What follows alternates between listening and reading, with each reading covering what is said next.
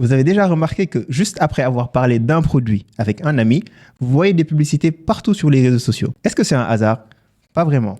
Aujourd'hui, on va parler de quelque chose qui nous concerne tous, la sécurité numérique. Mais ça, ce n'est que la surface. Entre piratage, cyberattaque, vol de données. On va essayer de comprendre, est-ce que Internet nous espionne? Qui sont les acteurs? Comment ça se passe? On va parler de cybersécurité. Hello, bonjour à tous, j'espère que vous allez bien. Alors, aujourd'hui, on accueille un invité que je découvre en même temps que vous.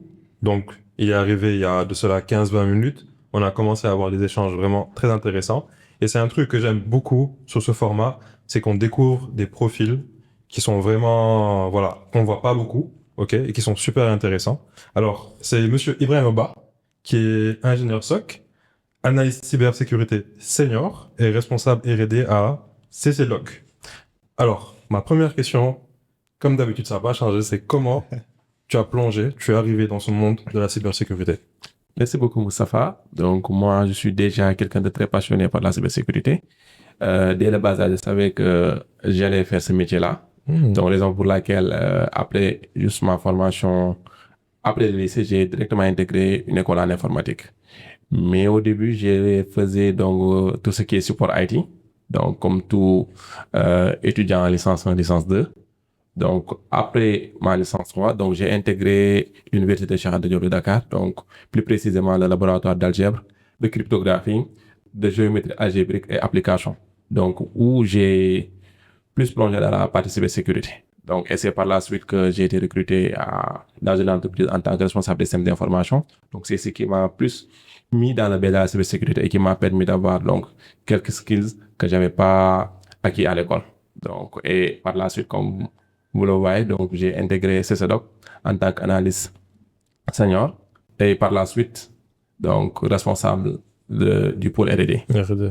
Il y a un truc qui me perturbe un peu. Donc, depuis que tu étais petit, tu voulais faire de la cybersécurité. Oui. Ça, je En fait, je m'attendais à peut-être, j'ai découvert l'informatique, mais vraiment, la cybersécurité, c'est quelque chose que tu voulais faire depuis le début. Oui, depuis toujours, hein, parce que depuis que j'étais petit, donc quand j'ai regardé les films. C'est ça, je sais que c'est Ah, ok. Ouais, les hackers dans les films. Donc, en regardant le film, vu les hackers, donc comment c'était simple qu'ils rentrent dans le système des gens, donc ça m'a toujours passionné. Donc, je dis que moi, je vais faire comme les gens là. Donc, raison pour laquelle j'ai directement plongé. Mais une fois dedans, donc j'ai vu que c'était pas simple comme dans les films.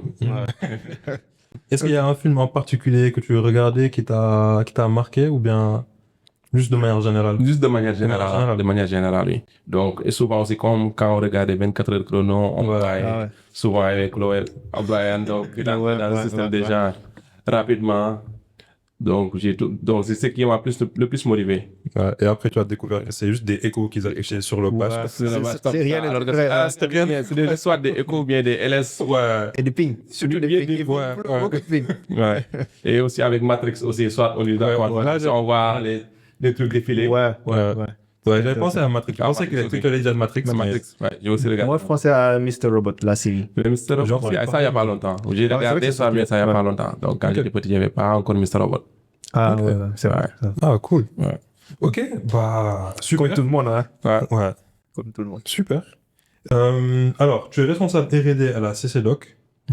C'est quoi la CCDoc? Donc, CCDoc, dire Colombe Cyber Defense Operation Center. Le nom est très stylé. Je tenais à préciser ça. Merci beaucoup. Donc, c'est une entreprise qui est spécialisée dans la cybersécurité, qui propose des solutions qui sont adaptées au contexte africain, d'abord. Donc, mon rôle à CCDoc, je travaille en tant qu'analyste SOC. Donc, avant de parler de mon rôle, donc, je vais parler de quoi? C'est quoi un SOC? Parce que souvent, on voit SOC. Mais SOC, ce sont des centres de surveillance de cybersécurité. Donc, comme je vais prendre l'exemple encore sur 24 heures chrono, comme vous avez l'habitude de le voir, donc vous avez devant un mur d'écran des analystes qui sont en face. Donc, nous avons cette même infrastructure-là. Et notre rôle, c'est de protéger donc le système d'information, à savoir, par exemple, tout ce qui est dessus les ordinateurs, imprimantes, téléphones, donc tous les SI, donc des différentes entreprises. Okay. Donc, moi, en tant qu'analyste, c'est comme si on se battait contre les hackers. Donc, et c'est une activité qui tourne 24 heures sur 24, 7 jours sur 7. Mais les hackers, souvent, ils ont une connotation assez négative. Est-ce que c'est que tous les hackers sont méchants ou bien c'est juste il y a des hackers gentils, il y a des hackers méchants? Parce que ceux qui pénètrent dans les systèmes, on les appelle hackers aussi. Effectivement. Donc, c'est quoi un hacker en vrai? Pour ça, il faudra d'abord catégoriser ces types d'acteurs-là. Parce que souvent, il y a des scripts qui disent. Donc, c'est-à-dire, souvent, ce sont des étudiants qui viennent de découvrir le hacking ou bien la cybersécurité, qui veulent tester leurs connaissances. Donc, souvent, ils vont vers des repos GitHub ou bien ils voient des nouveaux outils qu'ils veulent tester. Donc, souvent, ça peut faire mal, mais l'objectif, c'était pas de causer des dommages à ces infrastructures-là. D'autre côté aussi, il y a des gens qui font du hacking donc pour des gains financiers. Ouais. Donc, et souvent aussi, ils sont bien organisés. Comme vous voyez, souvent, il y a le groupe Lazarus ou bien il y a d'autres groupes qui s'organisent. C'est comme une entreprise, hein. Donc, ils recrutent donc, des gens pour pour mener les attaques. Donc, et souvent, ils utilisent des attaques de type ransomware pour chiffrer les données des gens, ensuite les demander des rançons. Donc, de l'autre côté aussi, il y a des États aussi qui sont organisés aussi pour espionner donc les autres États. C'est pourquoi, par exemple, quand on parle de hacking, c'est un domaine qui est assez large et il y a beaucoup de mythes aussi. Ouais, il y a beaucoup de mythes. Et justement, c'est quoi les mythes les plus répandus autour des hackers ou bien autour de la cybersécurité en général? Généralement, les gens pensent que le hacking, c'est quelque chose de simple. Comme dans les films, quand on vient, c'est 1 minute, on ouvre la machine, on ouvre le terminal, on tape un code automatiquement. Ça marche. Ça marche. Alors que c'est carrément, c'est pas le cas. Donc c'est carrément différent parce que compromettre les scènes des gens, ça peut prendre énormément de temps. Donc ça va prendre des mois, voire des années avant de pouvoir arriver à ses fins. Donc il faudra un processus parce que d'abord il faudra recueillir des informations par rapport aux cibles, voir donc qu'est-ce qu'ils utilisent, donc leur technologie, et ainsi de suite. Et ensuite, par rapport à ces informations-là, voir comment on va exploiter les différentes failles bien vulnérables qu'on va trouver sur ces systèmes-là et les exploiter. Mais ça pose une autre question. Est-ce que vraiment, souvent on dit aucun système n'est infaillible. Donc, est-ce que vraiment il n'existe pas? Parce que souvent tu entends la NASA, Microsoft, de grosses boîtes, elles se font attaquer quand même. Donc, est-ce que vraiment tous les systèmes sont faillibles? Il y a toujours une vulnérabilité qui existe. Oui, forcément, tous les systèmes sont faillibles. Hein. Donc, ça, et comme le disait l'ancien directeur de la FBI, il avait l'habitude de dire qu'il y a seulement 2 types d'entreprises. Donc, celles qui ont été hackées et celles qui le sont. Donc, que personne n'est épargné. Donc, tôt ou tard, tu seras hacké. Okay, bon. Donc, parce qu'on peut être, aujourd'hui, on peut être sécure à 100%. On a les dernières technologies, on a les dernières infrastructures. Donc, on est nickel. Mais on se réveille, vous voyez que tous les jours, il y a de nouvelles vulnérabilités qui sont publiées. Donc, il y a de nouvelles faiblesses qui sont détectées dans notre réseau. Et même à côté de ça aussi, il y a le facteur humain. Surtout ça aussi. Donc, et surtout, le maillon le plus faible de la chaîne, c'est l'humain. Donc, et souvent, ces personnes-là, ils travaillent dans des entreprises, ils ont accès aux ressources internes, donc ils ont accès à certaines informations. Donc, si ces personnes-là sont compromises, forcément, le système le fera. Mais on va souvent parler de black hat, white hat, je sais pas quoi. Et tu m'as expliqué aussi tantôt qu'il y avait plus des profils attaquants, défenseurs, tu vois. Milieu de serre. Ouais. Mais on n'est pas dans le boulot. Mais ouais. Donc il y a des profils un peu plus défenseurs, un peu plus attaques. Et j'imagine que dans ceux qui attaquent, il y a différents types d'attaques, j'imagine. Donc est-ce que tu peux nous dire, toi, où tu te positionnes dans tout ça? Effectivement, en cybersécurité, donc, on est souvent organisé en équipe, donc, en team. Donc, ce terme qu'on utilise souvent, ce sont les blue team, red team. Okay. Donc, les blue team pour dire les défenseurs, et le red team pour dire les attaquants. Donc, moi, je suis sur la partie défensive. Okay. En tant qu'analyste SOC, donc, mon rôle, c'est de lutter contre les cybermenaces et de traiter donc les incidents de cybersécurité. Ok, tu es le Kaido Koulibaly du cybersécurité. Là, c'est intéressant. Okay. Et est-ce que c'est un truc que tu as choisi? Tu as décidé d'être défenseur ou bien comment ça s'est passé? Tu voulais pas être dans la team des méchants, quoi, c'est ça? Oui, c'est ça. C'est un choix. C'est un choix aussi, c'est un choix. Donc, moi, j'ai toujours voulu protéger donc, les assets. Et comme j'ai l'habitude de le dire, si j'avais assez de force, peut-être je pourrais aller à l'armée. Physiquement, je suis pas... Donc, tu fais la défense à ton niveau? À mon niveau, oui. Donc, je protège les systèmes, donc. C'est ce qui est le plus critique actuellement. Donc, les white hats, ceux qui protègent les systèmes d'information, c'est un peu les généraux de l'armée de terre, quoi, oui, en quelque sorte. Dans la cyberespace. Super, ouais, c'est intéressant. Okay. Mais en fait, depuis tout à l'heure, on parle de cybersécurité. Est-ce qu'on a défini la C'est ce que j'ai oublié. Ouais, Nous, on les voit direct comme ça. on n'a pas défini la cybersécurité. Ouais, reposons les bases. C'est quoi la cybersécurité? Donc la cybersécurité, comme vous voyez le mot, donc cybersécurité, donc c'est de sécuriser donc tous les équipements, donc à savoir les ordinateurs, donc les téléphones, donc tous les équipements informatiques. Donc c'est d'assurer leur sécurité, de telle sorte que ces équipements-là ne pourront pas être compromis. Donc et par ça, quand on parle de cybersécurité aussi, on se veut de respecter, par exemple, certaines mesures, à savoir respecter la confidentialité de ces équipements-là, leur intégrité et leur disponibilité. Donc, et ça, on l'appelle la triade CIA dans notre jargon. Okay. Donc, et c'est ça l'objectif de la cybersécurité. Okay. Tu as dit quoi comme mot? C'est un mot compliqué. Ouais, non, j'ai dit confidentialité. Non, avant ça, tu as dit un mot. Triade, c'est ça? Triade CIA. Triade? CIA. Ok. Donc CIA, c'est l'acronyme en anglais, hein. Confidentiality, integrity and availability. Donc, dire confidentialité, intégrité et disponibilité. Ok, wow. Ça me rappelle l'épisode avec Orbiton où il y a des mots compliqués qui apparaissent. Ouais, comme ça. Il y a toujours des mots un peu flashy là, des buzzwords dans tous les domaines. Okay. Mais pour les menaces, est-ce que, en fait, je veux savoir quelles sont les menaces auxquelles, à notre niveau personnel, on est confronté et au niveau entreprise. Donc, c'est quoi les menaces les plus fréquentes? Qu'est-ce qu'on risque si on se protège pas bien? Donc, actuellement, les menaces que l'on découvre le plus, ce sont des menaces de type phishing. Phishing, oui. Parce que autant, il y avait une barrière pour tout ce qui est phishing par rapport à la langue. Donc, par exemple, les Chinois ou bien les Russes, quand ils envoyaient des messages de phishing, c'était facilement détectable. Mais aujourd'hui, avec tous les modèles de LLM, forcément, peu importe la langue, donc il peut te sortir un texte bien rédigé avec toutes les informations nécessaires. Donc, et ça, pour les personnes qui ne sont pas bien avisées, qui ne sont pas sensibilisées, donc forcément, ils peuvent tomber dans ces pièges-là. Donc, et une fois ces personnes compromises, donc, si les attaquants ont accès aux informations de ces personnes-là, ils peuvent les exploiter, ou bien s'ils ont accès aux ressources à la machine de ces personnes-là, ils peuvent l'utiliser, par exemple, pour chiffrer les données de ces personnes-là, ce qu'on appelle souvent les attaques de type ransomware, après demander des rançons à payer, ainsi de suite. Donc, le phishing, c'est quoi exactement? Le phishing, c'est un terme en anglais, hein. C'est l'hameçonnage en français. Okay. Donc, comme son nom l'indique, c'est d'essayer de se faire passer pour quelqu'un d'autre. Donc, on a un mettre pour prétendre dire que, par exemple, c'est la police, vous avez grillé un feu rouge, etc. Donc, tu dois payer amende. Donc, on t'envoie un lien, tu cliques dessus. Et ensuite, il faudra payer. Donc, si tu mets tes informations de paiement, donc forcément, ta carte sera compromise. Autre part aussi, souvent, on peut recevoir des mails pour demander de réinitialiser ton mot de passe, que ton mot de passe est expiré, qui est bien libellé, les logos de Microsoft et tout. Ensuite, tu vas cliquer sur le lien. Automatiquement, ça va s'ouvrir comme la page de Microsoft. Maintenant, si tu mets ces informations, ton mot de passe, automatiquement, derrière, l'attaquant va récupérer ces informations-là afin d'avoir des accès sur ton compte. Et en fait, justement, ça a pas évalué. Ouais, justement, on en parlait. Bien sûr. Il y a un truc que j'ai remarqué, c'est que moi, ça m'est arrivé sur Meta, avec Facebook.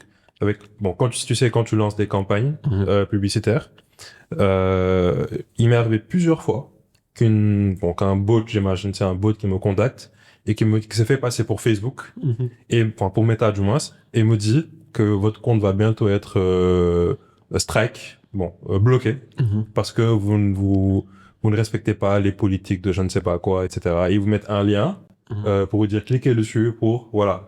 Et il y avait un cas où je pense ça t'était arrivé, où c'est YouTube du moins. Je pense qu'il avait reçu un mail de quelqu'un qui s'est passé pour YouTube. Il disait que son compte va être bientôt bloqué parce qu'il est inactif depuis je ne sais pas combien de temps. Et j'y ai cru. Et tu y crois en fait. Effectivement. Parce que quand j'ai vu le mail, je me suis dit bon, j'ai utilisé une IA pour générer une image. Je me suis dit est-ce que c'est libre de droit? Tu vois, donc tu te poses des questions, tu te dis est-ce que c'est vrai, c'est pas vrai, mais après tu réfléchis, tu te dis mais attends, est-ce que Meta aurait fonctionné comme ça? Effectivement. Il n'aurait pas fonctionné comme ça. Il aurait fait afficher directement sur l'interface un message pour me dire oui, voilà, tu vois. Et c'est là tu dis, il y a des gens qui peuvent tomber dans ça. Non, en fait, moi quand je vois ça, je me dis bon, nous on est dans la tech, ça peut pas nous arriver moi. Et ils ont failli voir comme ça. Et c'est fou, en fait, ils deviennent de plus en plus ingénieux. Exactement. Je pense, c'est un cas concret de phishing, quoi. Donc, t'imagines les autres qui ne sont pas sensibilisés. Donc, et surtout nos mamans, ceux qui sont pas trop dans la tech, quoi. Donc, tu reçois des messages de Wave, de Orange Money, de la banque, par exemple. Facilement, tu cliques sur le lien, quoi. Récemment, il y a une application dont on parlait. Bon, je sais pas si c'est dans le même cas, c'est du phishing ou pas. C'est une appli il t'envoie un lien, tu t'inscris.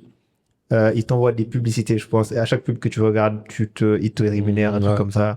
Donc, on me demande, laisse-moi m'attendre, et me disait, est-ce que c'est sûr, quoi? J'ai regardé, je me suis dit, bon, l'interface, elle ressemble beaucoup à l'interface de connexion d'Instagram. Donc, ils ont répliqué ce que Instagram a fait. Et derrière, en fait, ça m'a rappelé ce que tu étais en train de dire. Si tu mets des informations de Instagram, bah derrière, ça va sur un serveur de l'attaquant. Donc, oui, il récupère tout. Et malheureusement, en fait, je pense que le truc, il est plus psychologique. Comme nous, bon, il y a plein de gens, ils sont dans une certaine situation financière. Donc, quand tu vois que, OK, avec ce truc-là, je peux gagner de l'argent, directement, tu tombes dessus. Nous, c'était YouTube. C'était la chaîne de mon entreprise. Donc, je me dis, bon, je ne veux pas perdre la chaîne, quoi, parce qu'il y a déjà des vidéos dedans. Du coup, voilà. Donc, directement, j'ai pas essayé de comprendre est-ce que c'est vrai ou c'est pas vrai. J'allais cliquer, mais heureusement, je me suis dit, comme je suis flemmard, la plupart des mails, je me dis, bon, après, je vais cliquer. Et heureusement, c'est lui qui m'a dit que, est-ce que c'est vraiment une... Donc, on a failli se faire avoir comme ça, quoi. C'est ça complètement. Attention. Ouais, très attention. Les messages, on vous envoie à cliquer sur un lien, les mails. Faut pas cliquer, s'il vous plaît. Faut être sûr que c'est vraiment la boîte qui prétend dire que c'est elle. Faut le faire. Et en France, ils ont deux problèmes, c'est les call centers. Donc, souvent, on t'appelle, on te dit, ouais, je suis le support de Microsoft. Faites ça sur une machine.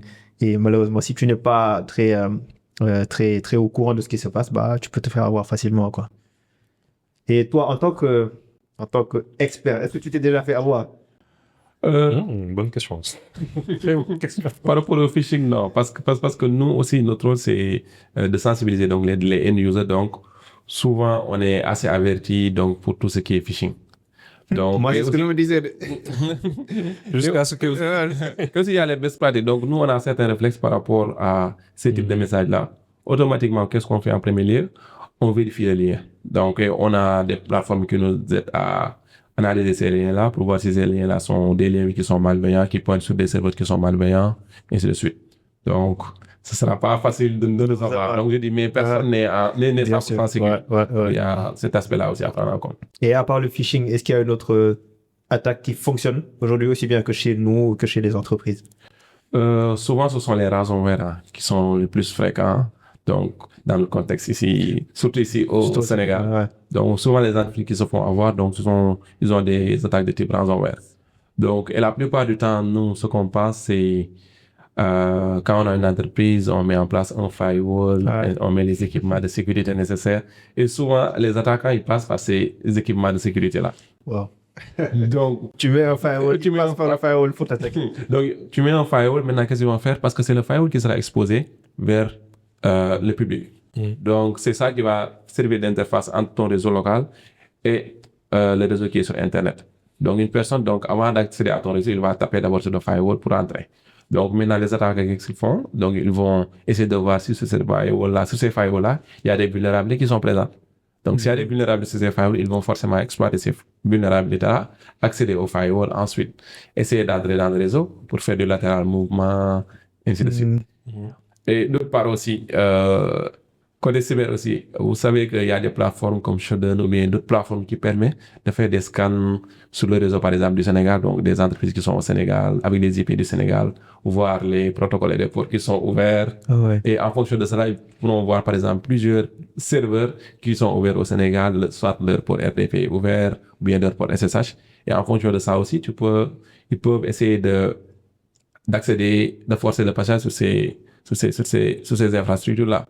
Okay. Donc, et souvent, c'est par ça qu'ils passent ensuite pour chiffrer ces données-là. Et comment tu juges aujourd'hui la politique cybersec du Sénégal, de façon globale? De façon globale, d'après ton expérience. D'après mon expérience, donc, actuellement, il y a beaucoup de changements. Maintenant, toutes les entreprises presque croient à la cybersécurité. Parce qu'avant, ils pensaient que les menaces étaient juste chez les autres. Donc, tant qu'ils ne sont pas encore victimes, ils ne vont pas assez investir. Donc, et ça continue toujours là parce que souvent, on propose nos services à certaines entreprises, ils vont dire non, nous on n'a pas de menace, on ne s'est jamais fait attaquer. Mais maintenant, quand ils seront attaqués, c'est là qu'ils vont pouvoir mettre le tout. Ouais. Donc, souvent c'est comme ça. Mais actuellement, il y a beaucoup de changements. J'ai une question par rapport à ça. Parce que je viens de de me poser, enfin, de me mettre dans la peau d'un hacker. Attention, faites attention à ce gars. En fait, je me dis, bon, je sais pas trop comment ça fonctionne sous le capot, mais on a différents types d'applications. Les applications mobiles, du web, des logiciels, des fois qui sont natifs, des fois c'est grosses plateformes, des fois on a plus des choses qui sont, c'est du hardware. Du coup, aujourd'hui, pour un hacker ou bien, bon, peu importe quelqu'un qui est dans la cybersécurité, est-ce qu'on a des spécialisations en fonction d'un type, par exemple du software ou bien du hardware, ou bien est-ce que il faut que tu maîtrises tout? Comment ça se passe? Par rapport à ça, sur le côté offensif comme côté défensif, donc par rapport aux attaquants, par exemple, il y a certains qui sont plus spécialisés côté web, donc qui exploitent plus des vulnérabilités côté web, d'autres côté mobile. Et sur la partie défensive aussi, on ne peut pas tout maîtriser. Hein. Ouais, j'imagine. Donc, on fait de notre mieux. Donc, on fait de notre mieux parce qu'il y a il y a des applications, il y a des plateformes qui nous aident à sécuriser donc tous ces types d'assets-là. Par exemple, pour les ordinateurs, maintenant, on parle plus d'antivirus, on parle de EDR, XDR. Donc, ce sont des antivirus plus intelligents. Donc, qui intègrent, par exemple, souvent, ils intègrent l'IA maintenant parce qu'on va plus maintenant se limiter, par exemple, juste à vérifier une base virale pour voir si comparer la signature par rapport à la base. Maintenant, ce qu'on regarde plus, c'est le comportement.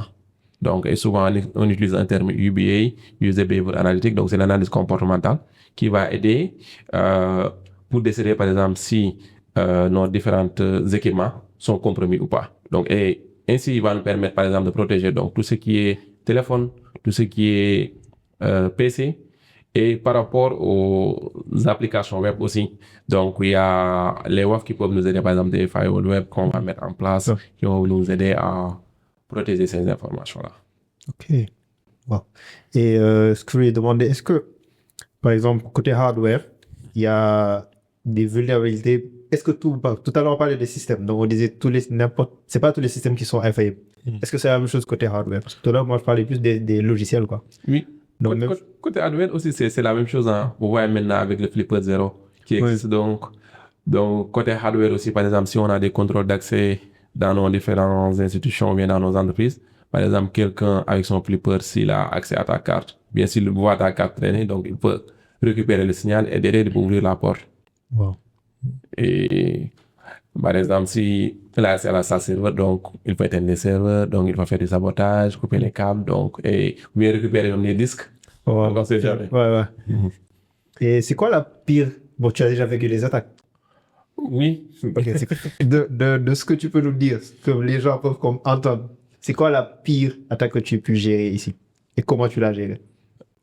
Donc, par rapport aux attaques, donc ça, c'est quand j'étais plus jeune. Donc, cette attaque-là, c'était quand j'étais en deuxième, troisième année. Donc, j'étais dans une entreprise qui faisait du développement de logiciels pour pharmacie et pour des hôtels. Donc, on a subi une attaque de type ransomware dans une hôtel de la place. Donc, et ça nous a vraiment fait mal. Donc, en ce moment-là, je n'étais pas encore trop cyber, comme aujourd'hui. Mais par exemple, on s'est réveillé un beau jour, donc il y avait déjà les antivirus, il y avait tout sur le serveur, on pensait que nous, on était blindés. On s'est réveillé un beau jour automatique, on nous appelle pour nous dire qu'on n'a plus accès au système, et ainsi de suite. Donc, on vient, qu'est-ce qu'on découvre? Donc, c'est du ransomware, on demande de payer, je ne retiens plus même le montant, on demande de payer en tout cas, ce sont des centaines de millions, je pense, pour restituer les données. De quoi? De francs CFA? Oui, de francs CFA. Donc, si on convertit, parce que c'était en Bitcoin. Donc, souvent, ils demandent de payer en Bitcoin. Ils donnent le lien, les informations. Maintenant, pour cette attaque-là, donc, on n'a pas pu récupérer ces informations-là. Mais ce qui nous a sauvés, c'est qu'il y avait aussi les sauvegardes. Donc, on a pu récupérer donc, les dernières sauvegardes et aussi à partir des logs, on a pu récupérer les systèmes. Ensuite, on s'est plus blindé. Je vais me rappeler d'un mème. En gros, c'est des gens qui se font attaquer. Le serveur est attaqué. Ils vous demandent où sont les backups dans le serveur. Ouais, c'est ça que je voulais dire même. Parce que souvent, les gens ils font cette erreur-là. Il faut des sauvegardes, mais une sauvegarde sur le serveur. Donc, si le serveur est totalement chiffré aussi, donc vous ne pourriez pas accéder aux informations-là. Wow, ok. Et tout à l'heure, tu as parlé de comment on se protège. Donc, la façon la plus, pour qu'on a tous l'habitude d'utiliser, sur les PC en tout cas, c'est les antivirus. tu as décrit tout à l'heure, je pense, le fonctionnement de l'antivirus. Donc, il compare la base virale avec le nouveau virus, entre guillemets, ou ce qui vient d'infecter la machine, pour un peu dire, OK, ça c'est un virus, ça c'est pas un virus. Donc, d'après ce que j'ai compris, ça fonctionne plus trop. Donc, Oui, les antivirus, ils sont plus les efficaces. il y a certains qui l'utilisent toujours, mais moi, personnellement, je ne le conseille plus. Donc, Aucun antivirus. oui. Donc, j'incite les gens à plus aller donc à utiliser donc les EDR et les XDR qui sont plus avancés. EDR, XDR. XDR, Endpoint Detection Response, and Extended Detection Response. Donc, souvent aussi dans notre jargon, on aime utiliser les mots en anglais. Ah ouais. Donc, parce que, Et c'est quoi exactement? Comment est-ce qu'on peut l'utiliser? donc, par exemple, je sais que tout le monde connaît CrowdStrike ici. CrowdStrike. CrowdStrike, oui. Oui. Ok. Ouais. Donc, CrowdStrike, c'est un XDR. OK. Ok. Donc, par exemple, c'est un antivirus, mais plus avancé, donc, qui va prendre plus de contexte sur l'ordinateur. Donc, il va vérifier donc, le trafic réseau de l'ordinateur. Donc, même les mails entrant sortant sur l'ordinateur. Donc, il va essayer aussi de checker pour voir donc, si c'est safe ou pas. Ok. Donc, c'est comme ça que fonctionne un XDR. Donc, et par exemple, aussi, il va regarder les différentes connexions de l'ordinateur pour voir sur quel serveur il est connecté, avec qui il discute. Donc, avec qui l'ordinateur est en train d'échanger des paquets. Donc, je ne veux pas être trop très technique, donc, mais avec qui il est en train d'échanger donc, des informations. Des informations et voir. Donc, s'il voit que, par exemple, tu n'as pas l'habitude de te connecter, par exemple, sur tes serveurs, là, mais ces serveurs ont été flagués comme malicieux, automatiquement, donc, il va bloquer cette connexion-là. Et derrière, il te verra la notification. Donc, et souvent, il y en a beaucoup maintenant. Par exemple, tous les constructeurs d'antivirus, ils proposent des EDR et des XDR. Ils ont switché. Ils ont switché maintenant. Okay. Vous voyez, regardez, Kaspersky, ils ont des EDR. Vous voyez Sophos, ainsi de suite. Et ça fait longtemps que je peux entendre parler. Même moi, je vois plus avant ça. La base, OK. Et en termes de... tu as parlé de virus. Je pense qu'il y a beaucoup de types de... Parfois, on parle de VR. Donc, c'est quoi un virus? Et c'est quoi les autres types de malware? Oui, c'est malware. Voilà. Donc, il y en a combien? Et parce qu'on parle tout le temps de virus. Mon ordinateur, il y a un virus. Parfois, c'est pas un virus, c'est un VR, peut-être, c'est autre chose. Donc, on a abus de langage, donc on utilise le mot virus pour décrire donc tout ce qui est malveillant. Mais le terme le plus approprié, c'est le malware. Donc, malware pour dire c'est un logiciel malveillant. Donc, par logiciel malveillant, par exemple, on peut trouver donc, des virus, on peut trouver des vers, on peut trouver des trojans. Donc, par exemple, quand on parle de trojan, c'est un cheval de Troie. Donc, par exemple, vous avez une application sur votre smartphone, mais sur votre ordinateur, vous pensez que cette application est légitime. Mais derrière, cette application-là est compromise. Donc, c'est pourquoi souvent, on interdisait, par exemple, aux gens d'utiliser des applications qui ne sont pas dans le store.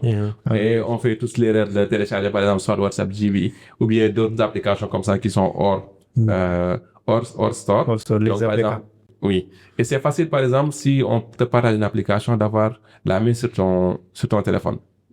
Tous les petits qui sont master 1 ou bien même en licence peuvent le faire, par exemple, avec Kali Linux. Vous pouvez prendre, par exemple, une application comme Muslim Pro.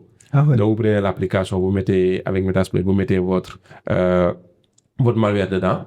Donc, ensuite, vous recompilez l'application. Par exemple, je te partage via Zender l'application. Tu installes l'application. Donc, à chaque fois que Muslim Pro tourne sur ton téléphone, donc, moi, je peux activer ta cam, l'avant comme derrière, ton micro quand je veux, dumper tes messages, ton journal d'appel. Donc, j'ai un contrôle 360 sur ton téléphone.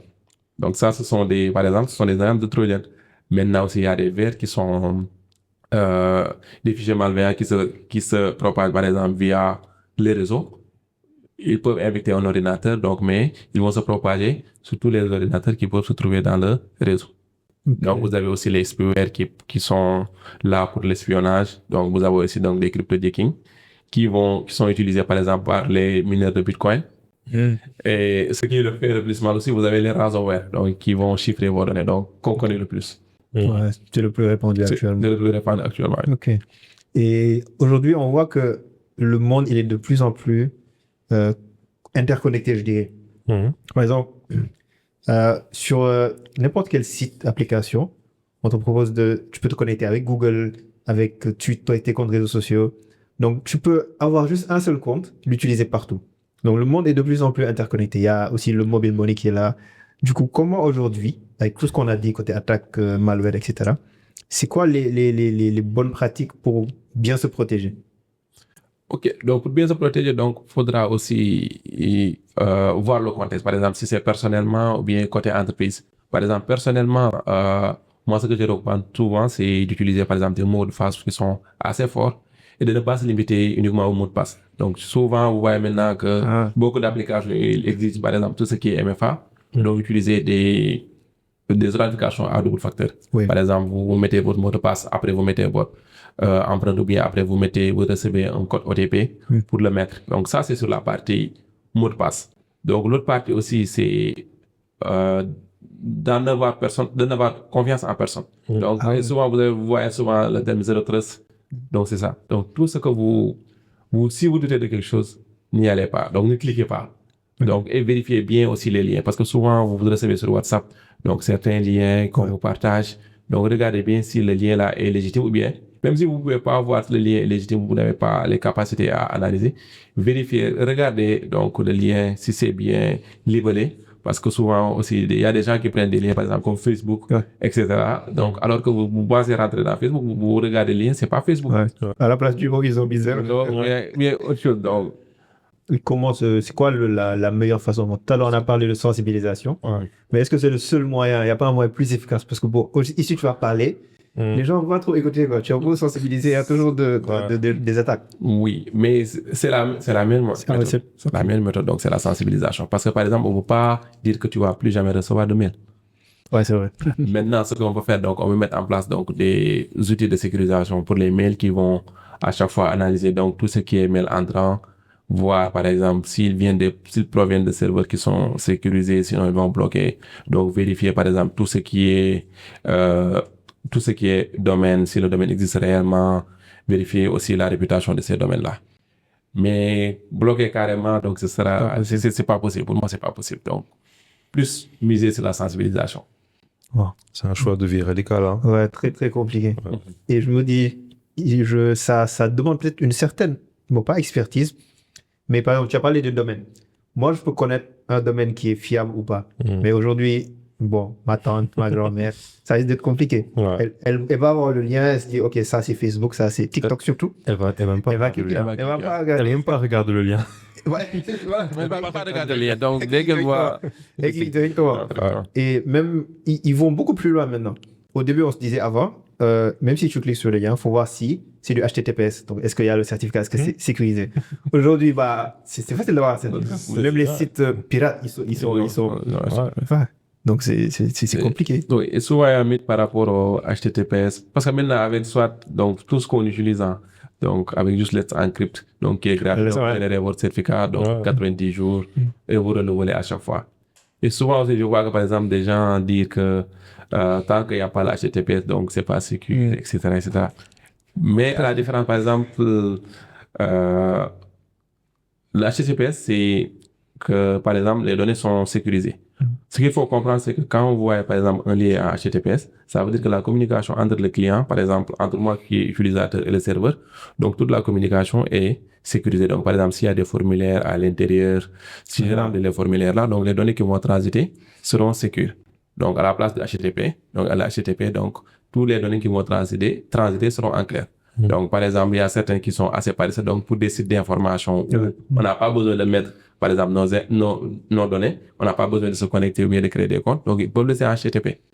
Mais, ça aussi, c'est pas recommandé parce que ça fait pas trop confiance. Et pour revenir au mot de passe, tout à l'heure, on parlait de comment on peut se protéger. Donc, tu as dit d'utiliser des mots de passe forts, quoi. Parce que bon, je sais qu'il y a plein de gens qui utilisent Bamba 1, 2, 3. C'est très simple. Pour utiliser le même mot de passe sur tous les sites. Du coup, là, on voit que les mots de passe, est-ce que c'est en train de disparaître? Parce que tu as parlé de OTP tout à l'heure, de biométrie. Est-ce qu'on va vers une ère où les mots de passe vont disparaître? Est-ce que ce sera toujours utilisé ou bien on va s'en passer complètement ou pas? Pour moi, ça ne va pas disparaître. Les mots de passe ne vont jamais disparaître parce que plus il y a des facteurs d'authentification, mieux c'est. Par exemple, si on va se limiter seulement au code OTP, donc quelqu'un peut, par exemple, avoir accès à votre téléphone et donc si vous essayez de vous connecter, donc on reçoit un SMS automatiquement, il pourra se connecter. Donc le mieux, c'est de garder le mot de passe d'abord et de renforcer avec tout ce qui est OTP ou bien avec la biométrie ou bien d'autres clés de type. Donc les mots de passe, ils vont toujours rester. Donc pour moi, les mots de passe vont toujours rester. Mais là, l'avenir nous dira. Parce qu'on ne sait jamais qu'est-ce qui va exister demain. Et en plus, les gens, ils deviennent de plus en plus paresseux. Parce que moi, il y a un moment, je ne connaissais plus le mot de passe de mon PC. Parce que j'utilisais toujours l'empreinte.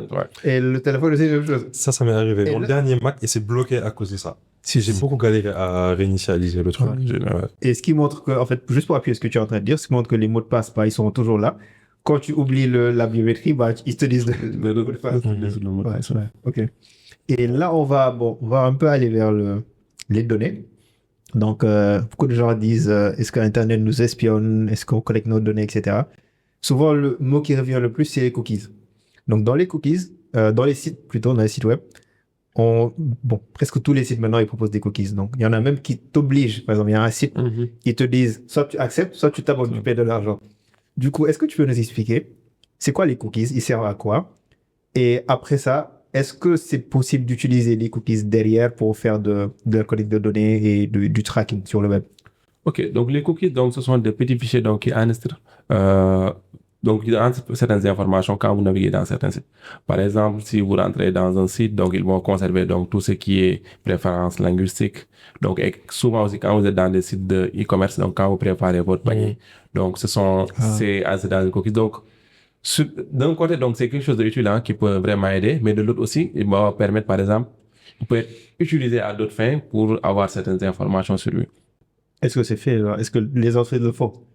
Est-ce que les entreprises le font derrière? Ceux qui collectent les données. Ceux qui collectent les données. Donc, ça, on ne sait jamais, mais pour moi, tant qu'il y a la possibilité de refuser les cookies, moi, je les refuse.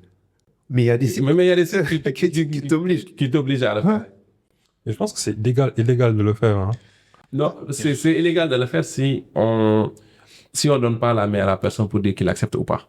Par exemple, on ne peut pas collecter les cookies sans pour autant t'aviser. Donc, c'est ça qui est illégal. Donc, maintenant, on oblige tous les sites à demander à l'utilisateur d'accepter ou pas. Mais tant qu'on accepte, ça veut dire qu'on donne notre consentement. Mais c'est légal de ne proposer que l'option accepter. Parce que le site, donc, je ne vais pas dire le nom, on va le mettre sur le montage, mais quand tu rentres, ils te disent, soit tu acceptes des cookies, soit tu t'abonnes et tu paies un certain montant par mois. Donc ça, lui, je pense qu'il est en train de demander est-ce que ça c'est légal. Ouais. Parce que je pense, en fait, ce que j'avais vu, mais sûrement que c'est faux, mais moi, ce que j'avais compris, c'est que les cookies tu peux pas obliger quelqu'un à accepter les cookies, mais qu'il doit pouvoir rentrer. Du coup, les gens, ils font des sortes de dark patterns pour cacher le bouton là. Des fois, c'est souvent des liens vraiment petits que tu dois cliquer, après voilà. C'est ce que j'avais retenu, mais bon. Ouais. Mais donc, est-ce que c'est indispensable au fonctionnement? Parce que souvent, ils te disent, on collecte des cookies pour le bon fonctionnement de notre site, etc. Est-ce que c'est vrai ça? Est-ce que les cookies sont indispensables vraiment au bon fonctionnement? Oui, ils peuvent aider par exemple sur la navigabilité sur votre site, donc pour savoir vos préférences et aussi sur l'expérience utilisateur aussi, ça aide beaucoup. Mais je pense que c'est quelque chose qu'on peut s'en passer. On peut s'en passer. Ok. On peut vraiment s'en passer. Super. Et ça nous ramène vers ce qu'on disait tout à l'heure, la collecte de données. Alors, est-ce qu'on est vraiment espionné sur Internet? Parce que, comme on l'a dit en intro, souvent, on parle d'un produit tout de suite là avec Mustapha. Directement, tu rentres chez toi, tu rentres sur tes réseaux sociaux, tu vois que, on va parler d'une montre. Tu vois, on va te proposer la publicité d'une montre. Ou bien de la montre, celle dont tu parlais en fait. Donc ça nous arrive tous, hein. Ça nous arrive tous. Et on se demande, est-ce qu'on n'est pas écouté? Donc ça, c'est... Bon, il y a des gens, il y a Léo Duff, qui disait qu'il a démonté cette théorie-là. Il disait que c'est plus les gens derrière, c'est une collecte de données en fait. Effectivement. Donc, les algos, ils sont assez intelligents pour faire de la recommandation XXL, quoi, un peu comme TikTok. Ils arrivent à apprendre comment pense la personne, ce que tu aimes, ce que tu détestes, pour te proposer des publicités encore plus ciblées. Mais quand même, c'est bizarre quoi, de parler d'un truc tout de suite. Et tu rentres chez toi, tu vas sur les réseaux. Si je me souviens bien de la vidéo, je pense qu'il expliquait un truc du genre que le fait d'en parler fait que lorsque tu vois la publicité, ça te marque. Effectivement. Mais que si tu n'en avais pas parlé, tu aurais vu la publicité, mais ça t'aurait pas marqué. Je pense ça. Il expliquait un truc dans la vidéo. Il y a aussi la psychologie dedans, mais comme le disait Bamba, donc chacun de nous a une identité numérique. Donc ça, faudra le voir. Ouais. Donc parce que les GAFAM, eux, ils vont collecter certaines informations chez nous pour pouvoir nous catégoriser, pour voir quels sont les types de publicités à nous proposer. Et souvent aussi par rapport à la montre. Donc j'ai vu quelqu'un, par exemple, parler d'une dentifrice avec sa mère, ainsi de suite. Donc rentrer chez lui, automatiquement on lui propose ces dentifrices-là.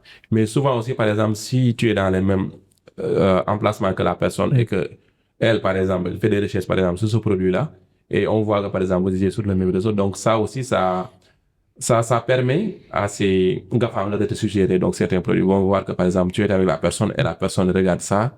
Donc on peut aussi essayer de te suggérer donc ces produits-là. Okay. Donc finalement c'est plus des algos avancés. Ils ne sont pas en train d'écouter notre... Mais par contre, il y a les logiciels qui font ça. Oui. Par exemple, je voulais qu'on aborde peut-être le sujet par exemple de Pegasus. Je sais pas si Pegasus, ça me dit rien. Pegasus, oui. Pegasus, c'est un sorte de logiciel, un malware, on va dire, développé par Israël, qui est vendu exclusivement aux États.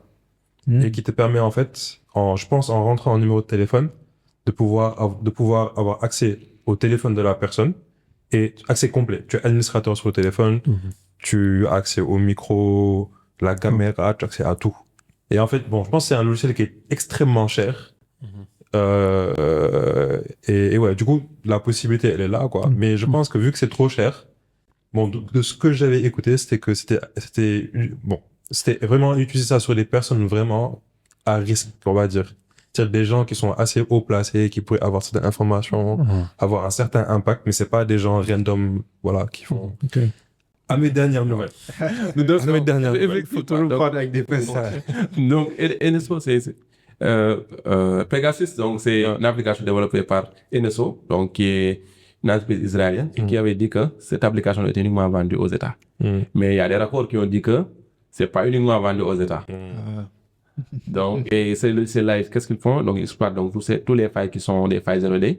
Donc, et souvent, quand nous on dit que par exemple, quand tu as un téléphone iPhone, tu es sécur et tout. Ouais, ça. Mais, par contre, par exemple, avec le logiciel Pegasus, donc il va exploiter donc les failles pour les logiciels Android comme iOS pour récupérer les informations. Donc, soit des fois, soit en t'envoyant un lien, par exemple, pour compromettre ton téléphone, soit même avec 0 clic. Avec 0 clic, donc tu fais rien sur ton téléphone. Donc, eux, ils vont exploiter les failles 0D. Par exemple, ils peuvent découvrir que, par exemple, il y a une nouvelle faille sur telle technologie. Donc, ils vont pas révéler ça au grand public. Derrière eux, ils vont mettre ça dans leurs outils pour mieux performer et exploiter donc ces vulnérabilités-là. Ok. Wow. Mais comment c'est possible, en fait, Parce que c'est ça qui m'a choqué avec Pegasus à l'époque, c'est que, à partir du numéro de téléphone de la personne, tu n'envoies rien et des fois tu peux avoir accès directement à son téléphone. Comment est-ce que une telle chose est possible?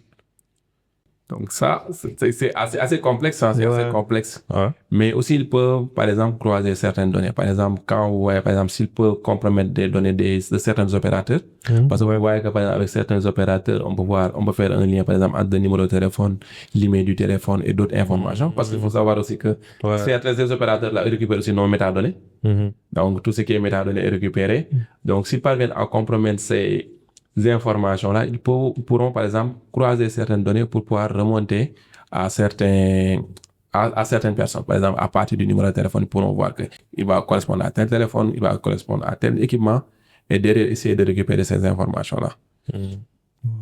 Est-ce qu'on peut aussi faire un sorte de matching? C'est-à-dire que j'avais vu un truc passer, donc ça vient de me revenir à l'esprit, c'est par exemple, ils ont une base de données, par exemple, de personnes, avec des profils, par exemple, ils vont avoir Mustapha, tel numéro de téléphone, tel email, etc., etc.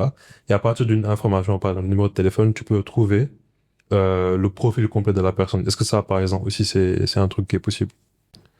Pour le profil exact de la personne, parce que ça aussi, ils peuvent retrouver ces informations-là à partir des données OSINT. Par exemple, Open Source Intelligence. Donc, ce sont des données qui sont ouvertes. Donc, ce sont des données, par exemple, que nous partageons, par exemple. Nous-mêmes, on peut partager, mais d'autres personnes vont partager à notre insu. Par exemple, toi, tu as ton entreprise, tu vas t'inscrire, par exemple, à l'APEX. Donc, forcément, le nom de l'entreprise va sortir avec ton nom, tes informations. Sur Google, tu vas mettre sur ton site ton numéro de téléphone, et ainsi de suite. Donc, toutes ces informations-là peuvent être regroupées pour pour avoir donc certaines informations sur des personnes. Donc, ils vont concevoir, par exemple, l'identité de chaque personne.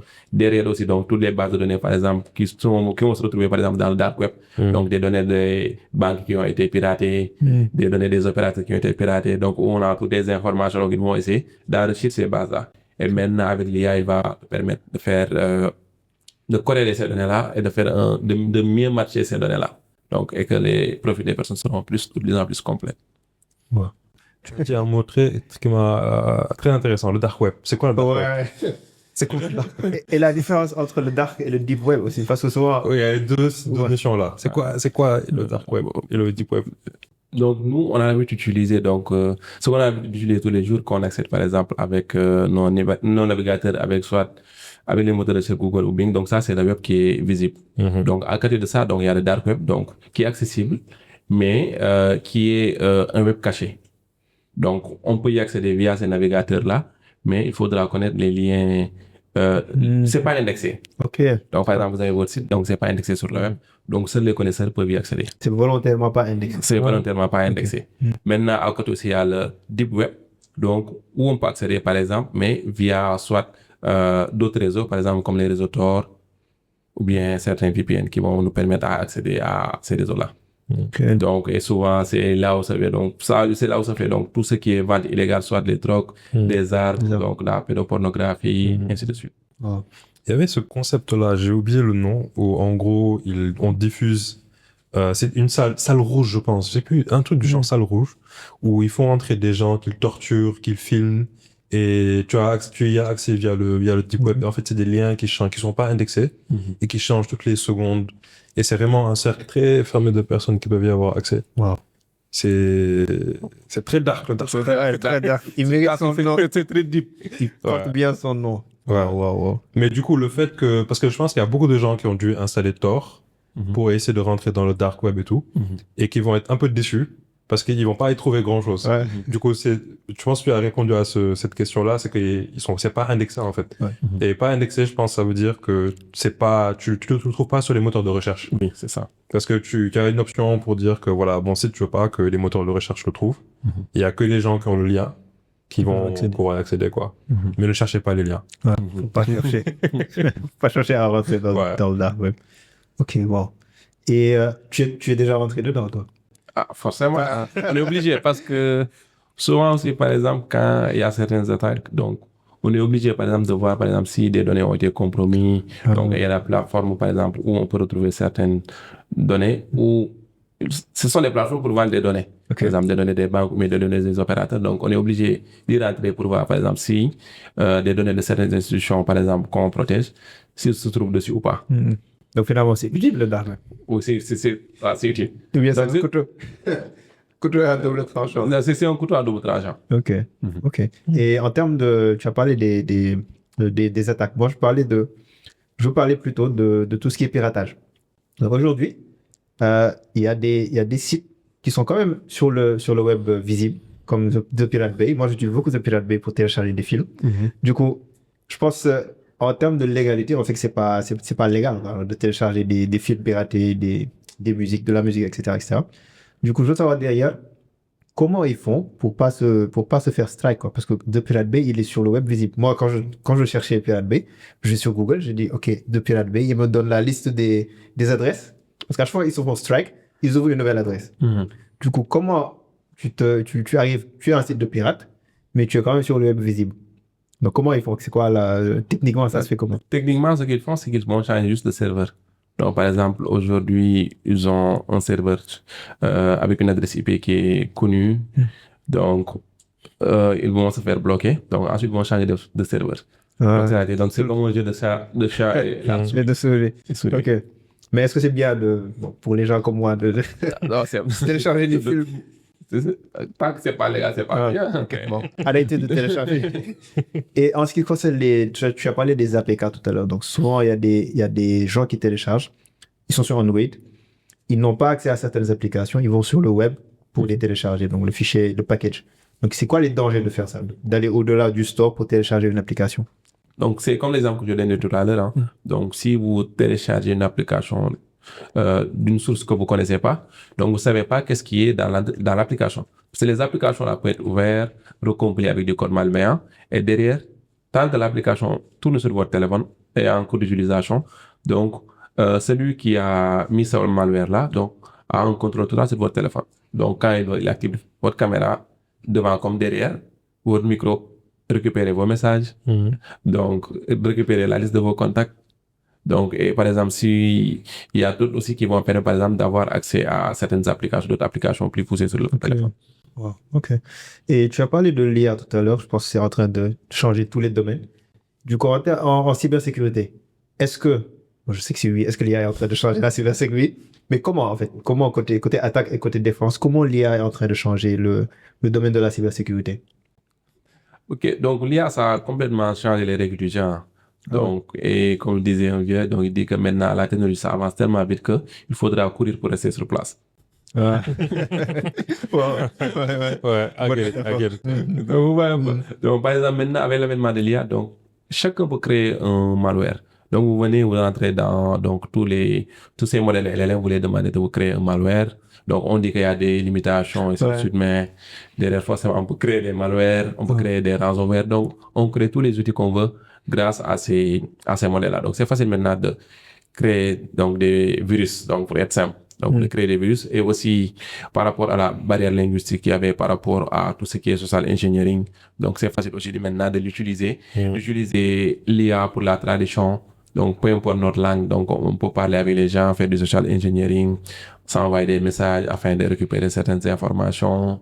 Ou bien, après, balancer des liens pour faire du phishing, et ainsi de suite.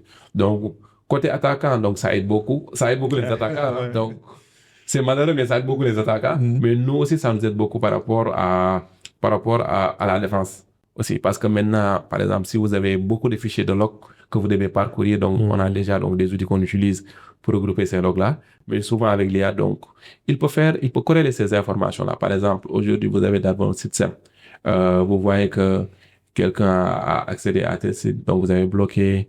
Ensuite, le lendemain, vous voyez qu'il a accédé à l'autre machine. Donc, c'est aujourd'hui, t'es pas là. Donc, on va bloquer l'IP. Donc, maintenant, si c'était l'IA, donc, il va avoir plus de contexte sur ces informations-là.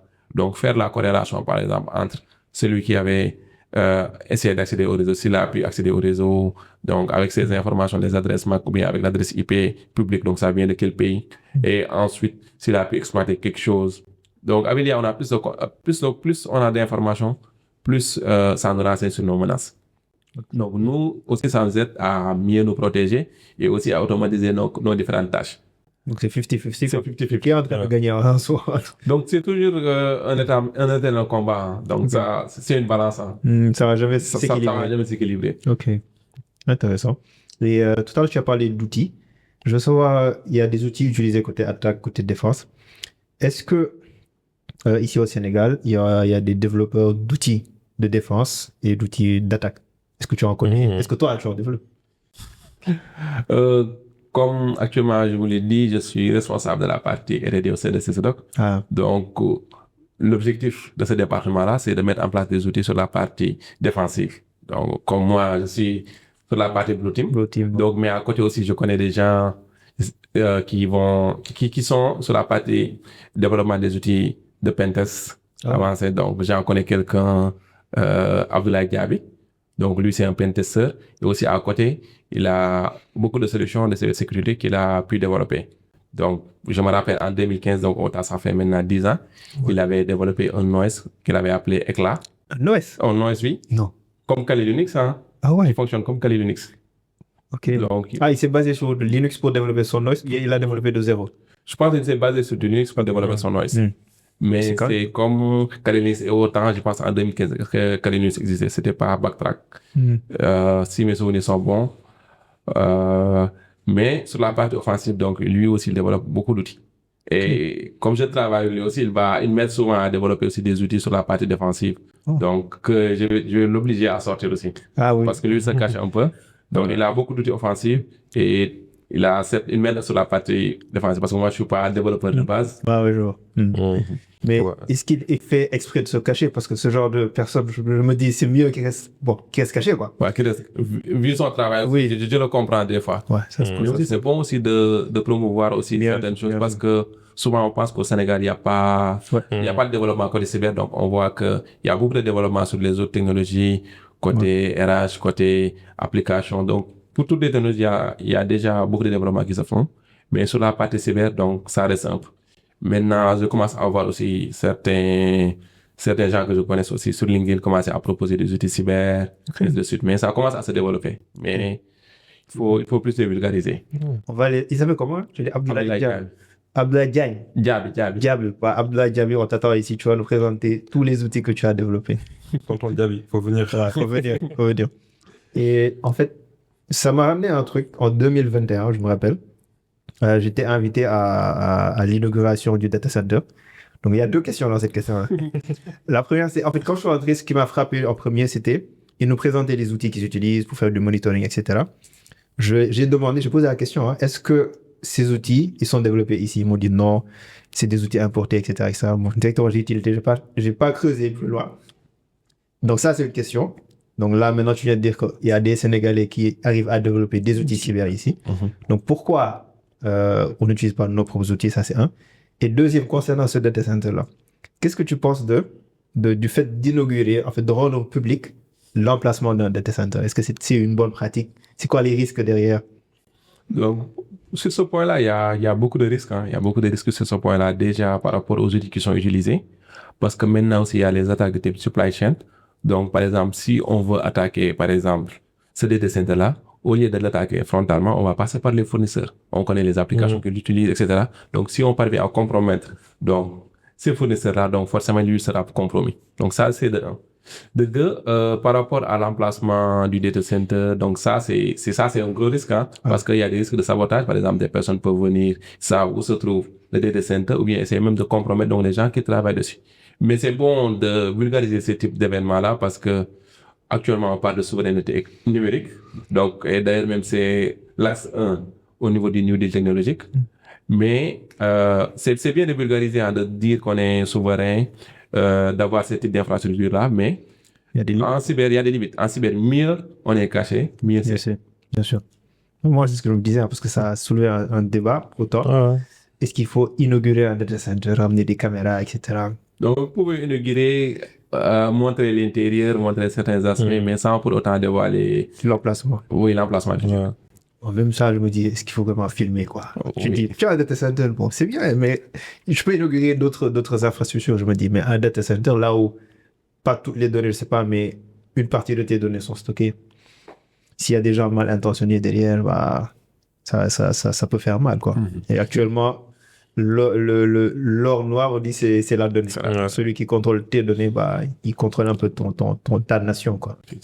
C'est compliqué. Bon, moi, en tout cas, même si je suis parti, j'étais contre le truc, quoi. Je suis parti, j'ai arrêté. Mais voilà. J'étais pas pour. Et tout à l'heure, tu as parlé d'OSINT, donc Open Source Intelligence. C'est le fait de... Bon, déjà, explique-nous c'est quoi. Mais d'après ce que j'ai compris, c'est les gens, ou bien les attaquants, des gens mal intentionnés, ou des gens bien intentionnés, ils se basent sur ce que nous, on poste sur les réseaux sociaux, donc nos informations publiques, pour nous retrouver. Donc, toi, qu'est-ce que tu penses de ça? Est-ce que c'est une bonne pratique, l'OSINT? Et derrière, nous, en tant que end-user, qu'est-ce qu'on peut poster et qu'est-ce qu'on ne peut pas poster? Parce qu'aujourd'hui, tu vas au resto, tu prends un snap, tu vas en vacances, tu prends une photo, etc. Donc, est-ce que c'est une bonne pratique ou il faut limiter ce qu'on poste sur les réseaux sociaux? Oui, l'OSINT, donc comme je l'ai dit tout à l'heure, c'est Open Source Intelligence. Donc, ce sont les données qui sont partagées. Par exemple, on va faire de recueil d'informations par rapport aux données qui sont publiques. Donc, nous, on a l'habitude de partager nos buts sur les réseaux. Donc, tout ce qu'on fait, on le met. Donc, quand on a notre diplôme, donc on a nos informations. Donc, je ne sais pas si vous avez suivi la vidéo. Donc, il y a une personne. On a fait un petit montage, par exemple, sur une personne qui partageait son diplôme. Donc, heureusement, il a pris une photo où il y avait sa carte qui était à côté. Donc, vous voyez, donc, toutes ces informations-là. Donc, les personnes peuvent prendre le temps de regarder, donc, toutes ces informations-là. Ensuite, aller essayer de croiser ces informations afin d'utiliser, donc, ces informations-là pour pouvoir accéder par exemple, à ta banque par rapport aux informations qui sont déjà sur la carte qu'on a pris sur des photos qui sont sur les réseaux sociaux. Donc, vous voyez, et aussi, ce sera facile pour une personne de trouver où est-ce que tu es. Ouais. Donc, il y a aussi récemment une émission où il y avait un réseau pour les gardes du corps. Donc, les gens, pour savoir, par exemple, où se trouvait le président des États-Unis, c'est simple. Donc, ils vont regarder, par exemple, les services de sécurité du président américain. Donc, ils vont les suivre sur ces réseaux-là et qui vont partager, par exemple, leur parcours sportif sur d'autres applications. Donc, ils vont croiser ces données-là. Donc, ils savent que, par exemple, lui, il fait partie de la garde rapprochée, par exemple, du président. Donc, lui, il utilise l'application où il partage, par exemple, ses performances sportives. Donc, on sait qu'aujourd'hui, il est en Autriche. Je donne un exemple. Il est en Autriche. Il a fait un tel parcours de 10 km. Donc, là, on va forcément croiser ce données-là pour dire que telle personne est là. Donc, on peut voir que Le président est là. Donc, c'est pour ça aussi, on peut partager des informations, mais moins on partage, mieux c'est. On se cache mieux, c'est quoi? C'est la règle à retenir. C'est la règle à retenir. Ouais. Donc, diminuer les photos au restaurant, en vacances, ça là, c'est pas sûr. Et surtout pour les personnels publics, donc pour le président par exemple. Et pour revenir dans le gouvernement, est-ce qu'on a au Sénégal l'équivalent de la NSA aux États-Unis? Donc, est-ce qu'on a un service de renseignement vraiment sénégalais quoi, donc, qui s'occupe de faire de l'espionnage entre eux? Je veux pas après l'émission qu'on vienne me reprendre ici, mais il y a... Ça existe. Ça existe. Et c'est quoi le nom? Non, ça on va en parler. Donc, moi, je peux parler, par exemple, pas côté NSA. Donc, il y a des services de renseignement ici qui vont permettre, par exemple, qui vont aider, par exemple, sur les différentes enquêtes policières, bien sûr, d'autres types d'enquêtes, pour essayer de trouver les gens. Vous voyez que, mais comment c'est facile, par exemple, pour les policiers, après chaque incident, après chaque caméra, ils vont retrouver les gens à partir de leur téléphone. Donc, vous savez que derrière, il y a quelque chose qui existe. Mais pour parler de, par exemple, est-ce qu'il y a quelque chose comme FBI, etc., je vais pas dire, mais par exemple, pour dire que si il y a quelque chose comme l'ANSSI de la France, donc qui vise à protéger donc nos infras, donc actuellement avec la direction du chiffre, donc et ça me permet même de souhaiter le bienvenu au colonel Alimim et de souhaiter un bon repos au docteur Diao. Donc tous les deux ont été mes encadreurs donc au niveau du labo de l'ICAT. Donc docteur Diao qui nous avait en cryptographie, donc sur la partie mathématique, et le colonel Mim sur la partie cryptographie qui nous a permis de mettre en pratique donc tout ce qu'on a appris en cryptographie et qui nous a beaucoup fatigué avec tout ce qui est crypto, RSA, EasyBCD, et ainsi de suite. Donc, la direction des cibles, donc eux, ils sont chargés par exemple de protéger donc le chiffrement côté étatique, ainsi de suite.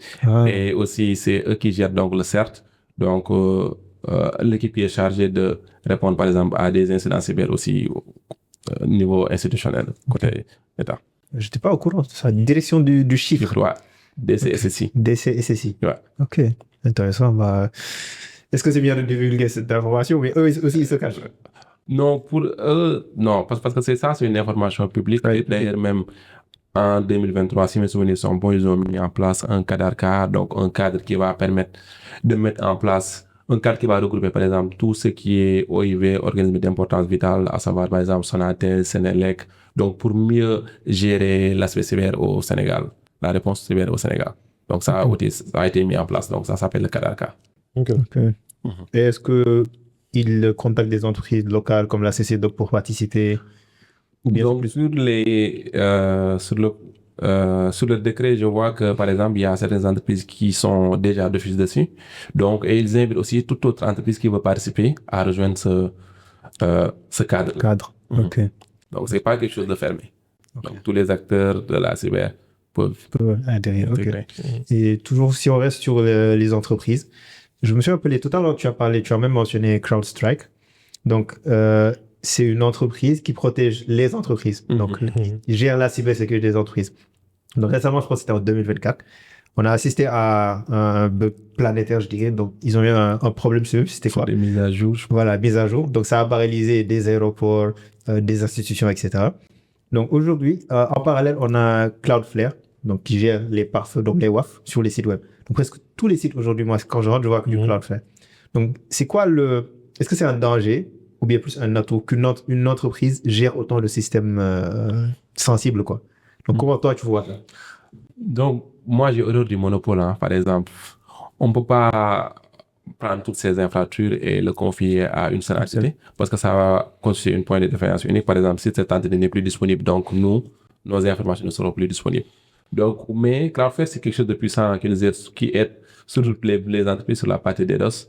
Donc, forcément, on va l'utiliser, mais ne pas uniquement utiliser cette plateforme-là. Donc, on peut mixer les outils qu'on utilise. Ne pas se limiter à un seul. Il y en a d'autres. Il y en a d'autres. C'est juste le plus populaire. C'est juste le plus populaire parce qu'ils font de la diffusion de contenu aussi en même temps, mais il y a Amazon qui propose ces services-là aussi, d'autant plus qu'ils proposent. Donc, ils ne vont pas faire de la publicité aussi. Hein. Ah, mais c'est vrai.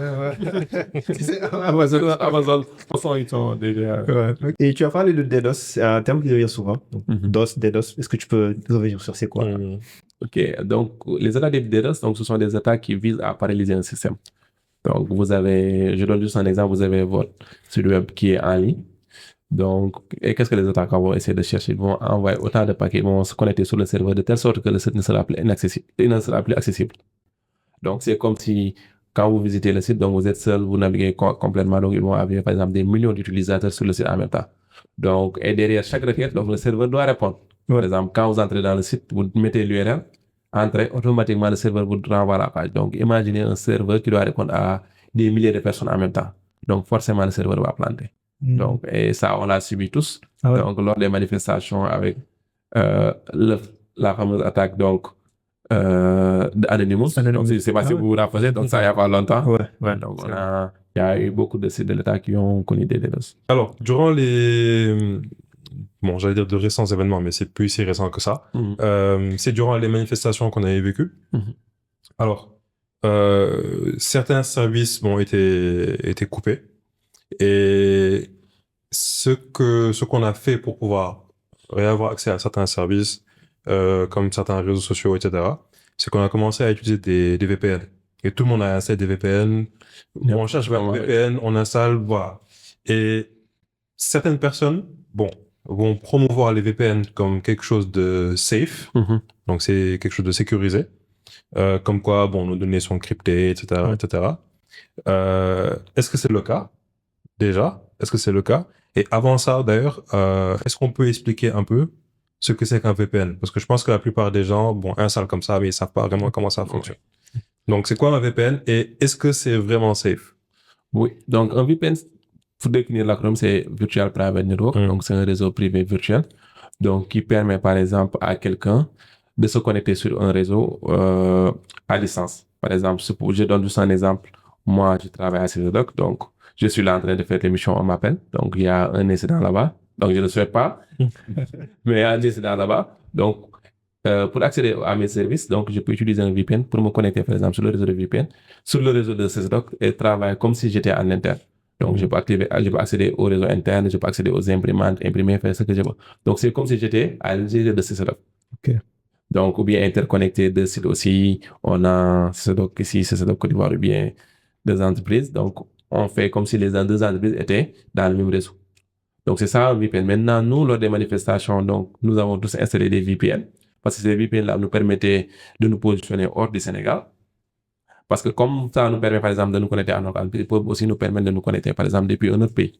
Par exemple, je suis au Sénégal, je me connecte depuis la France pour revenir au Sénégal. Par exemple, je donne juste un exemple pour accéder à d'autres services comme TikTok, Facebook, ainsi de suite. Donc maintenant, l'utilisation des VPN là aussi est souvent risquée. Donc, c'est bon, si on veut cacher par exemple certaines informations, on peut utiliser ces VPN là, mais aussi il faudra s'assurer que ces VPN sont sécures. Parce que télécharger n'importe quel VPN, alors que vous savez pas quels sont les protocoles qui sont utilisés derrière sur ce VPN-là, si ce VPN-là n'est pas quelque chose qui va vous espionner, au lieu de cacher vos informations, parce qu'il est censé chiffrer vos informations qui vont transiter. Mais est-ce qu'il ne va pas écouter ces informations? Donc, c'est pourquoi c'est toujours recommandé de vérifier, par exemple, la réputation de ces applications-là, de vérifier donc tout ce qui est politique, juridique, donc avant de télécharger ces applications-là, mais souvent on n'aura pas l'habitude de le faire. On ne l'a pas fait. Je me rappelle, moi, il y avait plein de VPN. Et je pense que c'était le moment pour les créateurs de VPN d'en sortir à foison, quoi. Il y avait plein, il y avait quand même qui étaient un peu connus. Il y a Proton, il y a NordVPN, etc. Mais par contre, il y en avait, moi, j'avais jamais vu. Et les gens étaient installés, ils utilisent. Et derrière, il n'y a pas ça revient à la sensibilisation. Donc, il n'y a pas ce réflexe de checker est-ce que c'est sécure, est-ce que ça permet vraiment de faire ce que c'est censé faire. Donc, on a un gros souci de sensibilisation. Du coup, toi, qu'est-ce que tu fais par rapport à ça? Est-ce que tu organises des ateliers, voilà, tu sensibilises les gens de ton entourage? Comment tu sensibilises le grand public à la cybersécurité? Donc, moi, je fais pas de vidéo, hein. Ah ouais. Donc, c'est la première fois même que je suis dans un cadre comme ça. Ok. Je fais pas de vidéo, mais souvent, moi, je participe à beaucoup d'ateliers ou bien des événements sur la cybersécurité. Donc, où je partage donc ces informations-là, la sensibilisation et la bonne utilisation des outils cyber. Et aussi, souvent aussi, moi, je suis plus sur la partie technique. Donc, ouais. souvent, j'ai un public assez technique. Donc, et souvent, c'est sur le déploiement de ces différents outils-là aussi. Donc, mes côtés de sensibilisation, moi, à part mon entourage, ceux qui sont proches, je vulgarise pas trop ces informations-là. Faut le faire, parce que on dit que la cybersécurité, c'est l'affaire de tous. C'est l'affaire, effectivement. Tout le monde est un peu vulnérable. Et tu viens de parler d'outils aujourd'hui. J'aimerais savoir, c'est quoi les outils que tu utilises, toi, au quotidien, dans ton travail, pour te protéger, etc. Donc, c'est quoi, toi, en tant qu'expert, quels sont les outils que tu utilises? Donc, en tant qu'analyste SOC, donc moi, l'outil principal que j'utilise, c'est le SIEM. SIEM, Security, Information and Event Management. Ok. SIEM ou quoi? SIEM. Ah, SIEM. Donc, c'est un outil qui va nous permettre, par exemple, de collecter l'ensemble des données. Donc, je vais mettre un peu de contexte d'abord pour mieux expliquer. Donc, vous savez que quand vous êtes dans un parc, dans une entreprise, vous avez donc tous les équipements, vous avez des switches, vous avez des routeurs, vous avez des firewalls, des ordinateurs, des imprimantes. Maintenant, tous ces équipements-là, eux, tous ces équipements-là, ils génèrent des logs. Donc, ce sont des traces. Donc, ils vont générer pour dire que vous avez ouvert telle chose c'est ouvert sur une machine, et ainsi de suite. Maintenant, le SIEM, quel est son rôle? C'est de récupérer donc l'ensemble de ces logs sur chaque équipement au lieu d'aller sur l'ordinateur, le switch, le firewall, donc les différents équipements. Donc, à partir du SIEM, on regroupe l'ensemble de ces équipements-là, l'ensemble des logs de ces équipements-là pour avoir une vue 360 à partir du SIEM. Donc, il va permettre de faire la collecte de ces logs. Ensuite, derrière, il va nous permettre aussi de corréler ces informations-là pour que ça soit mieux, avec une meilleure présentation. On aura nos dashboards qui vont nous permettre de nous renseigner sur le flux de ces informations-là. Telle machine est connectée à tel autre IP via tel protocole, et ainsi de suite. Ok. Donc, et derrière, dans ces SIEM-là, ça va nous aider à mettre en place nos différentes règles. Par exemple, les règles qui vont nous permettre de voir, par exemple, si ça c'est une menace ou pas. Donc, il y a des SIEM qui viennent avec les règles qui sont déjà établies derrière. Nous, on va faire que du fine-tuning. On va améliorer ces règles-là pour pouvoir mieux détecter. Donc, à côté du SIEM, souvent aussi, j'utilise des SOAR. Donc, security. Donc, c'est souvent des termes en anglais. Security Orchestration and Automation Response. Donc, ce sont des outils qui vont nous aider à répondre à des incidents cyber, de type cybersécurité. Par exemple, supposons qu'au niveau du SIEM, on détecte qu'il y a des activités qui sont malveillantes. Il y a tel IP depuis, par exemple, la Bulgarie qui a pu se connecter à un serveur, à un autre serveur, donc via SSH. Donc, automatiquement, ça va générer une alerte. Donc, maintenant, si cette alerte est générée, donc ça, le SOAR, qu'est-ce qu'il va faire? Il va regarder, il reçoit cette information, il va contacter, par exemple, le firewall pour bloquer cette adresse IP-là. Ok. Donc, on va mettre en place des workflows. Par exemple, ce qu'on devait faire de manière manuelle, donc on va l'implémenter dans le SOAR. Donc, à partir des playbooks qui vont permettre d'automatiser notre travail. Parce que, comme je l'ai dit lors de l'introduction, donc les SOC, c'est une activité qui tourne 24 heures sur 24, 7 sur 7. Donc, ce sont ces outils-là qui nous aident à répondre de manière plus efficace. Ok. Donc, tout ce qu'on fait de manière manuelle, on l'automatise à partir de ces outils-là. Ok, intéressant. Et on va revenir peut-être à la formation. Tu as des analyses SOC. Déjà, c'est quoi les différents métiers en cybersec? Donc, ça, c'est une chose. Deuxième chose, est-ce que tu peux revenir sur toi, ton parcours? Est-ce qu'on peut être autodidacte? Est-ce qu'on peut se former seul? Toi, tu t'es formé où, etc.? Ok, dans la cybersécurité, il y a beaucoup de métiers, hein, donc peut-être les plus répandus. Donc, par exemple, il y a les pentesters. Okay. Donc, c'est les attaquants. Les attaquants. Okay. Donc, mais ce sont des attaquants qui sont légaux. Éthiques, quoi. Ok. Qui sont légaux. Ils ont le droit d'attaquer. Ils ont le droit d'attaquer, par exemple, parce qu'avant ces missions-là, ils sont d'abord des NDA qui leur protègent. Donc, d'abord, il y a ce cadre-là avant de pouvoir mener leurs activités. Donc, ce sont des pentesters, ce sont des hackers qui sont légitimes. Ok. Donc, de l'autre côté aussi, il y a les auditeurs, donc qui font tout ce qui est audit de compliance, la gouvernance, la conformité. Et aussi, il y a les analystes SOC. Donc, moi, où il y a différents niveaux, des analyses de niveau 1, niveau 2, niveau 3. Ensuite, de l'autre côté aussi, il y a les ingénieurs en cybersécurité qui sont chargés de mettre en place donc les infrastructures en cybersécurité. Donc, ça, c'est juste quelques exemples de métiers dans la cybersécurité. Pour la partie, si on peut se former en cybersécurité tout seul, donc ça aussi, c'est possible. Hein. Comme beaucoup de métiers maintenant, vous voyez qu'il y a les différentes plateformes qui sont disponibles. Donc, sur Udemy, vous pouvez acheter vos cours. Il y a TryHackMe qui est là, avec les labs. Il y a Hack the Box. Donc, il y a plein de plateformes qui nous permettent de nous former de manière rapide. Donc, et par rapport à mon parcours, donc moi, c'est un parcours assez atypique. Hein. Donc, moi, après le bac, j'ai fait un DTS en maintenance informatique à Subinfo. Ensuite, j'ai fait un DPS, diplôme professionnel spécialisé réseau, avant de faire un bachelor en administration et gestion de la sécurité. Donc, c'est par la suite. Donc, après, j'ai suis resté 2 ans sans faire le cours, donc où j'ai cherché l'argent. Donc, après, j'ai intégré donc, le labo de la gare, donc au niveau de TDC, où j'ai fait le master TDC, transmission de données et sécurité de l'information. Et ça, j'avais oublié de le mentionner aussi. Actuellement, je suis en train de faire une thèse à l'École polytechnique de Thiès, donc sur la partie cybersécurité, donc sur les frameworks d'automatisation des réponses dans les sons. Ok. Donc, futur docteur, quoi. Voilà. Inch'Allah. Tu as qui comme encadrant là-bas? 6, professeur Abdul Ali 6. 6, ok. Je connais pas. Okay. Parce que lui, c'est un ancien de l'EPT. Ouais, bon, j'ai fait une année là-bas. Après, je suis quand même ancien. Ouais. Mais ouais. Ok. Bah, depuis quand? Je suis sur ma 2e année. Ok. C'est cool. Moi, je pense qu'il y a énormément de questions. Là, je vais juste faire une synthèse de ce que j'ai retenu pour être safe quoi, sur le net. Parce qu'aujourd'hui, on est super connecté, on a notre mobile, on a notre banque qui est sur notre téléphone, mobile money, Google, etc. Du coup, de ce que j'ai compris, pour être bien sécure sur le net, première chose, c'est de choisir de bons mots de passe. Des mots de passe costauds. Costaud, c'est fort. Et est-ce qu'on peut les garder dans les coffres de mots de passe, donc des Bitwarden, ou bien c'est mieux de les retenir, ou bien de les écrire quelque part? Certains mots de passe, on ne peut pas certainement les retenir. Donc, souvent aussi, on utilise ces outils-là. Okay. Mais aussi, le problème aussi, ces outils-là peuvent être compromis. Donc, c'est ça aussi. Donc, on n'est pas sûr à 100%. Ok. Donc, c'est ça aussi. Donc, c'est pourquoi, par exemple, dans ces outils-là, vous pouvez garder vos mots de passe, mais trouver des astuces à ne pas mettre, par exemple, le mot de passe que vous utilisez pour tel service. Par exemple, souvent, ces outils nous proposent, par exemple, de mettre l'URL. L'URL, le username et le mot de passe. Bitwarden le fait. Donc, pour moi, ce que j'ai fait, moi, je ne mets pas d'URL. Je mets juste le mot de passe. Je ne mets même pas le login. Donc, quand j'essaie de retenir le login, et je mets les noms, par exemple, des noms qui peuvent m'indiquer. Par exemple, je ne mets pas le nom complet, le nom bien. Je prends juste quelque chose qui peut me permettre de retenir ce nom-là.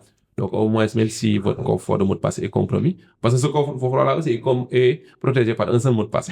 Donc, il y a ça aussi. Donc, si ce mot de passe, le master aussi est compromis, donc vous êtes compromis. Wow. Ok. Et il a accès à tout. Il a accès à tout, Donc, avoir de bons mots de passe, les retenir si on peut, c'est l'idéal. Parce que le coffre, il peut être compromis. Deuxième chose, c'est de limiter, ou bien de savoir ce qu'on poste sur le net, donc sur les réseaux sociaux. Et utiliser des outils cyber, quoi. Donc, comme les SIEM, peut-être c'est plus accessible aux pros. Aux entreprises, oui. Mais non, nous, qu'est-ce qu'on peut utiliser à notre niveau, quoi, en tant que novice, on connaît rien à la cyber pour se protéger? Donc, moi, ce que je recommande, c'est, par exemple, pour tous vos comptes, que ce soit sur Gmail, Facebook, etc., vous pouvez utiliser des authentifications à double facteur. Donc, vous voyez que Google même le propose. Google Authenticator ou bien Microsoft Authenticator qui vont permettre, par exemple, après avoir saisi votre mot de passe, de récupérer un code via ces applications-là. Ok. Super. Donc, bon mot de passe. MFA, Multi-Factor Authentication, donc l'activer. Et limiter ce qu'on poste sur les réseaux. Moi, ça, c'est ce qui m'intéresse le plus. Et zéro trust. Voilà, et zéro trust, merci. Ne faire confiance à personne. Du coup, c'était tout. Moustapha, si tu as des suggestions, questions, contributions. Voilà, je suis bien. Moi, je suis bien, franchement. Juste à vous qui nous regardez, si vous avez des suggestions, des commentaires pour s'améliorer, ou bien si vous voulez voir de nouvelles personnes ici, juste dites-nous en commentaire. Abonnez-vous parce qu'il y a beaucoup de gens qui nous regardent, C'est qui ne vrai. s'abonnent pas. Ouais, ouais. Les gars, abonnez-vous. Est-ce que c'est pas 90% des gens qui ne sont pas abonnés? Ouais, sinon on va vous traquer Ouais. jusqu'à chez vous. Ah, Prendre votre PC et appuyer le bouton s'abonner. on va faire mieux. Maintenant, on sait comment pirater. Ouais, mais là, on sait comment pirater. nous apprendre. Attention. Il va nous apprendre. On va prendre le contrôle de votre PC, de votre téléphone. On va s'abonner à la chaîne. Tout ça pour dire, bon, merci déjà de soutenir le travail. Et voilà, abonnez-vous pour pas rater ce qui suit. Aimez, commentez, partagez à des gens qui sont intéressés. Et voilà, donc, on se retrouve pour un prochain épisode de See You. Ciao, ciao. Ok, merci.